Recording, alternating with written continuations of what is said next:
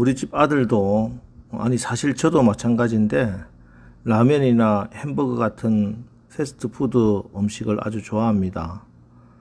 편의점에서 간단히 먹을 수도 있고 간편하게 먹을 수 있기 때문이죠. 하지만 제 아내는 저나 우리 아들이나 이런 음식 즐겨 먹는 거 좋아하지 않습니다. 왜 그렇습니까? 패스트푸드가 가성비도 좋고 간단하고 맛도 있는데 왜 그걸 먹지 말라고 권하는 것입니까? 그것은 건강 때문에 그렇습니다. 패스트푸드 음식을 많이 먹게 되면은 성장기에 성장하는데 문제가 생깁니다. 그리고 지속적으로 섭취하게 되면 건강에도 치명적인 문제가 생기겠죠. 이것은 어른도 마찬가지입니다. 무엇을 먹느냐, 얼마나 먹느냐, 어떻게 먹느냐에 따라서 성장하는 것, 그리고 건강 관리하는 것이 좌우됩니다. 그런데 이것은 우리의 육체의 건강뿐만 아니라 우리의 영혼에도 역시 마찬가지입니다. 성경은 우리가 거듭난 것은 썩어질 씨로 된 것이 아니요 썩지 아니할 씨로 된 것이니 살아있고 항상 있는 하나님의 말씀으로 우리가 거듭났다, 이렇게 말씀하십니다. 그리고 이렇게 우리가 다시 태어난 거듭난 우리 영혼은 구원에 이르도록 자라가야 합니다. 그럼 아이가 태어나서 자라기 위해서 어떻게 해야 하는가? 패스트푸드 같은 그런 음식은 멀리하고 건강에 좋은 음식을 잘 먹어야 하겠죠. 그런데 우리 영혼에 패스트푸드 같은 그런 것이 있습니다. 1절, 그러므로 모든 악독과 모든 기만과 외식과 시기와 모든 비방하는 말을 버리고, 여기 악독과 기만과 외식과 시기와 비방하는 말, 이런 것들, 이것이 우리 영혼의 패스트푸드 같은 것들입니다. 사실 타락한 인간들은 얼마나 남을 시기하고 비방하고 외식하는 거, 사실 굉장히 달콤하고 짜릿한 것들입니다. 남을 시기하고 남을 비방하고 뒤에서 남의 말 하는 거 굉장히 즐기고 있죠. 그런데 그 과정을 통해서 우리 영혼이 심각한 문제를 겪을 수밖에 없다는 사실을 깨달아야 합니다. 그런 말들을 하면서 그 말들이 내 귀에 들리고 내 영혼에 선포되는 것입니다. 이런 악한 말들이 결국 내 영혼에 독화살이 되어서 우리 영을 심각하게 병들게 한다는 것을 꼭 기억하시기 바랍니다. 자, 그러면은 우리가 우리의 영혼에 건강하게 성장하게 하기 위해서 무엇이 필요한가? 2절 보십시오. 갓난 아기들 같이 순전하고 신령한 젖을 사모하라. 이는 그로 말미암아 너희로 구원에 이르도록 자라게 하려 함이라. 순전하고 신령한 젖을 사모하라, 이렇게 말씀합니다. 여기서 물론 순전하고 신령한 젖이란 바로 하나님의 말씀입니다. 갓난 아이가 어머니로부터 영양이 풍부한 젖을 공급받아 자라듯이 거듭난 성도들도 순전하고 신령한 하나님의 말씀을 공급받고 자라나야 합니다. 그렇습니다. 우리의 생명의 양식은 하나님의 말씀입니다. 하나님의 말씀을 받아 그 말씀을 깊이 묵상하고 그 말씀을 나에게 적용해 가면서 비록 내가 힘들더라도 지켜내려고 노력하고 분투하다 보면은 우리의 영이 더욱더 강건해지는 것입니다. 지금 이 편지를 쓰고 있는 베드로 역시 주님을 만나고 그 일을 지금까지 경험해 오고 있지 않습니까? 그가 예수님을 처음 만났을 때, 주님의 부르심을 받았을 때 베드로는 정말 아무것도 모르는 혈기가 가득한 어부에 불과했습니다. 그런데 예수님이 그를 부르시고 너는 이제부터 사람을 낚는 어부가 되게 하리라 말씀하신 이후부터 그는 예수님의 말씀으로 자라가기 시작했습니다. 물론 때로는 넘어지기도 하고 실수하기도 했지만 순전하고 신령한 젖을 먹으며 그의 영적인 성장을 거듭해 왔던 것입니다. 그래서 예루살렘 교회 지도자가 되었고 지금 흩어져 있는 낙원에 된 성도들에게 이렇게 격려와 위로와 소망의 편지를 써가며 영적 지도자의 역할을 감당하고 있는 것입니다.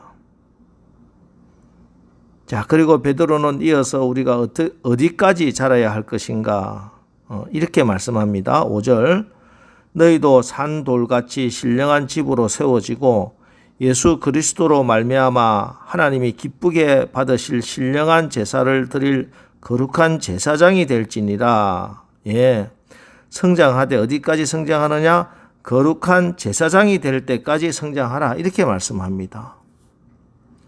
사실 제사장은 혈통상 레위인만이 될 수 있는 것입니다. 그런데 베드로가 거룩한 제사장이 되도록 성장하라 하는 이 말씀의 뜻은 무슨 말씀인가요?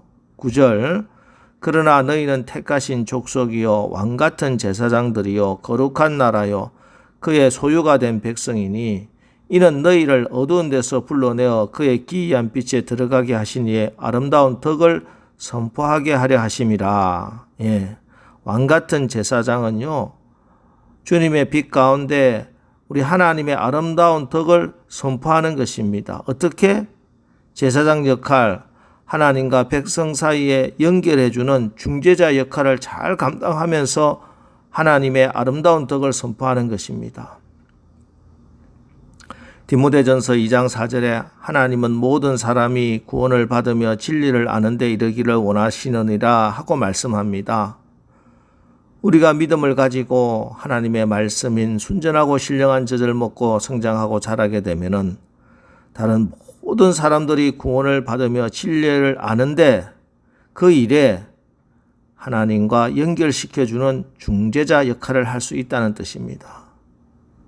이는 바로 베드로 자신을 가리켜 하는 말씀이기도 합니다. 그는 믿음이 어릴 때 항상 주님께 혼나고 때로는 사탄이라는 말까지 들었습니다. 하지만 순전하고 신령한 젖을 사모하여 성장하고 또 자라고 한 이후에는 영적 지도자가 되고 또 사도가 되었습니다. 그래서 믿음이 어린 자를 하나님과 연결시켜주고 그의 영적 성장을 돕는 자가 되고 중보하며 믿음을 세워주는 자가 된 것입니다. 오늘 새벽 우리는 이 말씀을 통해서 나는 어디까지 성장해 있는가 한번 살펴보시기 바랍니다. 나는 과연 거룩한 제사장이 되었는가? 나는 얼마나 성장해서 믿음이 어린 자들을 하나님과 연결시켜주고 그를 위해서 중보해주고 있는 믿음의 백성으로 살고 있는가? 여러분 오늘 새벽에 나와서 우리가 이렇게 중보하는 것이 바로 거룩한 제사장의 직분을 감당하는 것입니다. 10절 너희가 전에는 백성이 아니더니 이제는 하나님의 백성이요 전에는 긍휼을 얻지 못하였더니 이제는 긍휼을 얻은 자니라. 예, 우리는 이 땅의 백성 마귀의 종들이 아닙니다. 우리는 하나님 말씀에 순종하는 하나님 나라 백성이고 자유가 있으나 그 자유로 악을 행하는 데 쓰지 말고 오직 하나님의 종과 같이 모든 사람을 위하여 간구와 기도와 도구와 감사를 하되 임금들과 높은 지위에 있는 모든 사람을 위하여 하라는 말씀에 따라 나라와 민족과 교회와 연약한 성도들을 위해서 중보 기도하는 기도자들, 이 시대의 왕같은 제사장들입니다. 비록 몸은 지치고 힘들고 피곤하지만 그래서 오늘도 이 새벽에 나와서 기도하는 것입니다. 여러분 십자가는 마음으로만 지는 것이 아닙니다. 말로만 지는 게 아니에요. 내 몸으로 나의 시간과 내 삶을 쪼개서 지는 것입니다. 여러분 주님 때문에 억울해하지만 용서하고 품어준 마음이 있어야 하겠습니다. 예수님 때문에 받는 모욕이 있어야 됩니다. 교회를 위해서 손해본 물질이 있어야 되고 연약하고 힘들어하는 속도원들을 위해서 무릎을 꿇고 기도한 흔적이 있어야 하겠습니다. 여러분의 얼굴에 눈물의 흔적이 있어야 합니다. 체면을 손상해 가면서 열심히 교회에 충성한 흔적이 있어야 합니다. 내게 주신 행복한 환경과 재물에 예수님의 흔적이 남아 있어야 됩니다. 그래야 우리가 택하신 족속이요 왕같은 제사장들이요 거룩한 나라요 그의 소유가 된 백성입니다.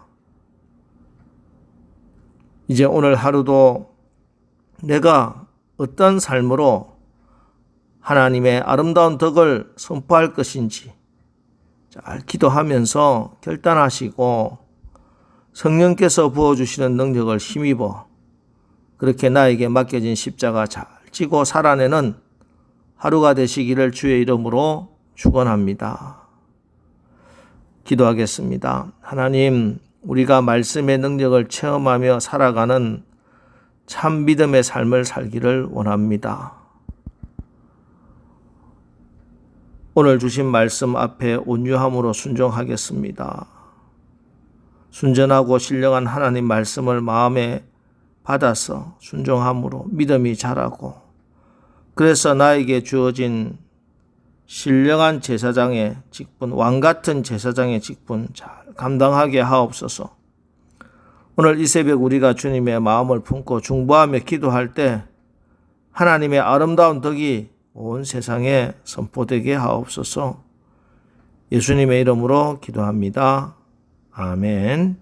이제 오늘 하루도 우리가 순전하고 신령한 하나님 말씀으로 자라고 왕같은 제사장으로 하나님의 아름다운 덕을 선포하게 하옵소서.